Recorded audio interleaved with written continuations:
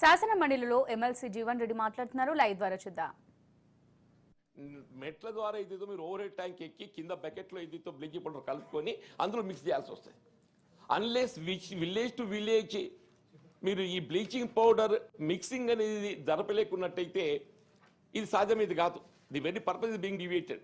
అసలు మీరు Bhagiratha scheme approval సందర్భంగా ప్రభుత్వం ఆలోచన ఒకటి చేస్తుంది, నీరు ఏదైతే ప్యూరిఫైడ్ వాటర్ అందించాలని చెప్పాను.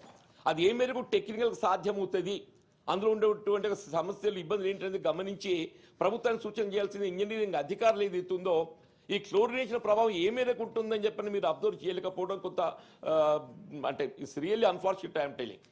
కాబట్టి దయచేసి మీ ద్వారా గౌరవ మంత్రి గారిని ఏదైతున్నదో ఈ యొక్క ఆలోచన మనకు రిజల్ట్ పొందే విధంగా ఎండ్ ప్రాంతంలో గ్రామ ప్రాంతంలో ప్యూరిఫైడ్ వాటర్ పొందటానికి ఇంకేదైనా ఇప్పుడు అదొక గమనించండి అధ్యక్ష. ఇంకొకటి ఏదైతుందో ఈ మిషన్ బై స్కీమ్ ఇంప్లిమెంట్ చేస్తున్నామనే ఒక భావనతోని ఉమ్మడి రాష్ట్రంలో మాకు కొన్ని కాంప్రహెన్సివ్ వాటర్ సప్లై స్కీమ్స్ అమలు తెచ్చుకున్నాం, సిపిడబ్ల్యూ స్కీమ్స్.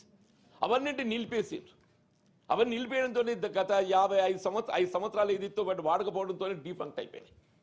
ఇప్పుడు భగీరథ నీరు మనం సక్రమంగా పొందలేకపోవడంతో ఏదైతుందో ఇప్పుడు దీన్ని పొందలేకపోతున్నామో గతంలో ఏవైతే నిర్మాణం సిపిడబ్ల్యూ స్కీమ్స్ ఏదైతే ఉందో వాటి వినియోగించుకోలేకపోతున్నాం. కాబట్టి మీ ద్వారా అప్పుడు ఉమ్మడి రాష్ట్రంలో ఏదైతే CPW schemes comprehensive protect water supply schemes నిర్మాణం చేసి డీఫెక్ట్ అయిన ఉన్నటువంటి వాటిని ఏదైతే ఉందో రెస్టరేషన్ కొరకు ఏదైతే ఉందో మీరు చర్యలు చేపట్టినట్టయితే మనకు అవి వినియోగులకు వచ్చే అవకాశం ఉంటుంది. రెండు మీరు దృష్టి కేంద్రీకరించాలని చెప్పని మీ ద్వారా గౌరవ మంత్రి గారు